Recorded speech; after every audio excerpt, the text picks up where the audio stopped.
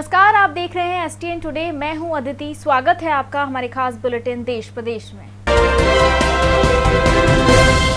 National expert group on vaccine administration for Covid की vaccination को लेकर की गई नई सिफारिशों को लेकर सरकार ने मंजूरी दे दी है। इनके मुताबिक कोरोना संक्रमण से ठीक होने वाले व्यक्ति को 3 महीने बाद वैक्सीन की डोज दे दी जा सकती है। इसके अलावा दूध पिलाने वाली माओं को भी टीका लगाने की सिफारिश को मान लिया गया है। अगर कोई व्यक्ति गंभीर बीमारी से पीड़ित है, उसे हॉस्पिटलाइजेशन या ICU की जरूरत है, तो उसे भी वैक्सीनेशन के लिए 4-8 हफ्ते इंतजार करना होगा। उसके बाद उसे वैक्सीन लगाई जा सकती है। कोई भी व्यक्ति वैक्सीन लगवाने के 14 दिन बाद ब्लड डोनेट कर सकता है। अगर कोई व्यक्ति कोविड पीड़ित है और उसे 14 दिन बाद उसकी RT-PCR रिपोर्ट नेगेटिव आई है, तो वह भी ब्लड डोनेट कर सकता है। वैक्सीनेशन से पहले किसी व्यक्ति के रैपिड एंटीजन टेस्ट की जरूरत नहीं है। देश में कोरोना की दूसरी लहर पर काबू पाने के लिए टेस्टिंग ट्रेसिंग पर जोर दिया जा रहा है। इसी के मद्देनजर बीते दिन देश में रिकॉर्ड 20,08,296 कोरोना टेस्ट किए गए हैं। यह सिर्फ भारत में ही नहीं बल्कि दुनिया में एक दिन में किए गए टेस्ट का सबसे बड़ा आंकड़ा है। इससे पहले 11 मई को 19,83,804 टेस्ट किए गए थे। राज्य सरकार ने कोरोना वायरस संक्रमण से ठीक होने वाले मरीजों में सामने आ रहे म्यूकोरमाइकोसिस रोग को बुधवार को महामारी घोषित कर दिया।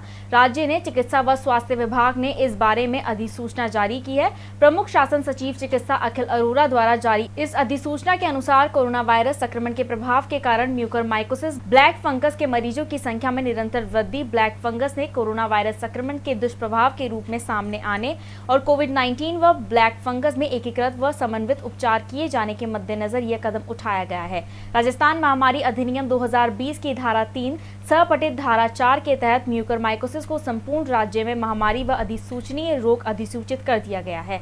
उल्लेखनीय है कि मुख्यमंत्री अशोक गहलोत ने कुछ दिन पहले राजस्थान सहित देश के विभिन्न राज्यों में कोरोना वायरस संक्रमण से ठीक हो चुके मरीजों में म्यूकोरमाइकोसिस ब्लैक फंगस बीमारी के मामले सामने आने को चिंता जताई थी। विशेषज्ञों के अनुसार ये बीमारी कोरोना वायरस से ठीक हुए मधुमेह के रोगियों के अधिक हो रही है। इस बीमारी में पीड़ित की आंखों की रोशनी जाने के साथ ही जबड़े तक को निकालने की नौबत आ रही है। राजस्थान में करीब 100 मरीज ब्लैक फंगस से प्रभावित हैं। इनके उपचार के लिए जयपुर के सवाई मानसिंह अस्पताल में अलग से वार्ड बनाया गया है, जहां पूरे प्रोटोकॉल के अनुसार इलाज किया जा रहा है। प्रदेश कांग्रेस में एक बार फिर सियासत उफान में है। सचिन पायलट गुट के असंतुष्ट विधायक हेमाराम चौधरी ने विधायक पद से इस्तीफा दे दिया है। अब उनके ही गुट के दूसरे विधायक वेद प्रकाश सोलंकी का बड़ा बयान सामने आया है। उन्होंने अपने सरकारी आवास पर मीडिया से कहा कि अगर मेरे कार्यकर्ताओं की नहीं सुनी जाएगी तो मैं भी इस्तीफा दे दूंगा। इस दौरान उन्होंने कहा कि हेमाराम से वार्ता करने की जरूरत नहीं है, वो सीनियर लीडर है। सीनियर नेताओं की जब सुनवाई नहीं होती तब वो अपना इस्तीफा देते हैं। आज उनका संयम टूट गया है। कांग्रेस आला कमान को समझाने की जरूरत है। इसके साथ ही उन्होंने आरोप लगाया कि अधिकारी विधायकों की नहीं सुनते हैं। बहुत विभाग बिना मंत्रियों के चलते रहे हैं और ऐसे में वहां अधिकारी हावी हो रहे हैं। राजनीतिक नियुक्तियों की विभागों में अभी जरूरत है। चाकसू विधायक वेद प्रकाश सोलंकी ने कहा कि हेमाराम ने पार्टी के हित में काम किया है। वो जमीन से जुड़े नेता हैं। ऐसे में उनके मुद्दों को गंभीरता से सुना जाए। उनका इस्तीफा देना बहुत ही दुखद है। विधायक सोलंकी ने कहा कि तब मुझे पहली बार देखकर आश्चर्य हुआ था जब उन्होंने कहा था कि मेरे पास चुनाव लड़ने के पैसे नहीं थे। ऐसे में कांग्रेस अध्यक्ष से मांग की उनकी सुनवाई की जाए। विधायकों पर अफसरशाही हावी है। जल्द से जल्द सत्ता और विकेंद्रीयकरण किया जाए। और उन्होंने कहा कि हेमाराम चौधरी जैसा नेता पूरे राजस्थान में कोई नहीं है। आलाकमान को इस्तीफा की वजह देनी चाहिए। हेमाराम जी को इस्तीफे को वापस लेना चाहिए। प्रधानमंत्री नरेंद्र मोदी बुधवार को चक्रवाती तूफान ताउते से प्रभावित गुजरात और दीव के दौरे पर रहे। वे यहां हालात और नुकसान की समीक्षा करने पहुंचे थे। सबसे पहले पीएम मोदी ने ऊना, दीव, जाफराबाद और महुआ समेत सौराष्ट्र के कई जिलों का वायुसेना के हेलीकॉप्टर से निरीक्षण किया। इसके बाद उन्होंने कहा कि केंद्र सरकार तूफान से प्रभावित सभी राज्यों के साथ संपर्क में है और उनके साथ काम कर रही है। इसके बाद मुख्यमंत्री विजय रूपाणी और अन्य अधिकारियों के साथ अहमदाबाद के एक रिव्यू मीटिंग में की। ताउते के सोमवार की रात करीब 10:30 बजे तक सौराष्ट्र से टकराया था। इसके बाद तटीय इलाकों में लैंडफॉल की प्रक्रिया शुरू हुई जो करीब 2.5 से 3 घंटे तक चली।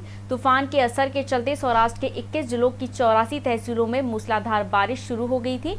हालांकि अब कई जगह बारिश थम गई है। ऊना और गिर में विशालकाय वृक्षों, बिजली के खंभे और सोलर पैनल धराशायी हो गए हैं। कई मोबाइल टावर गिरने के चलते जाफराबाद के दर्जनों गांवों में संपर्क टूट गया है।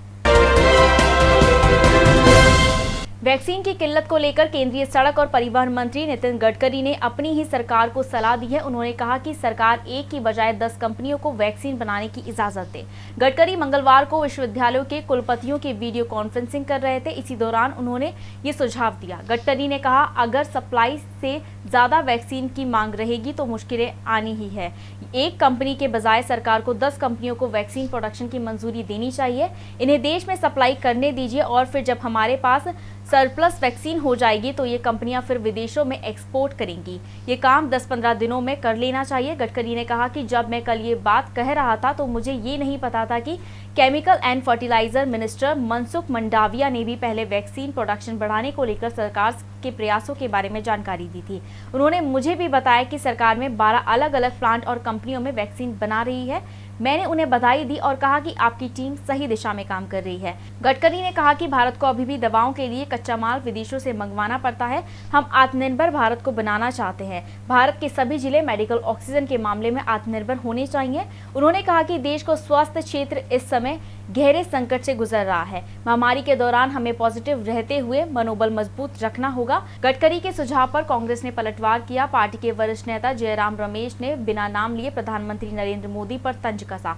उन्होंने कहा कि क्या उनके बॉस यह सुन रहे हैं। 8 अप्रैल को पूर्व प्रधानमंत्री डॉक्टर मनमोहन सिंह ने भी ऐसा सुझाव दिया था।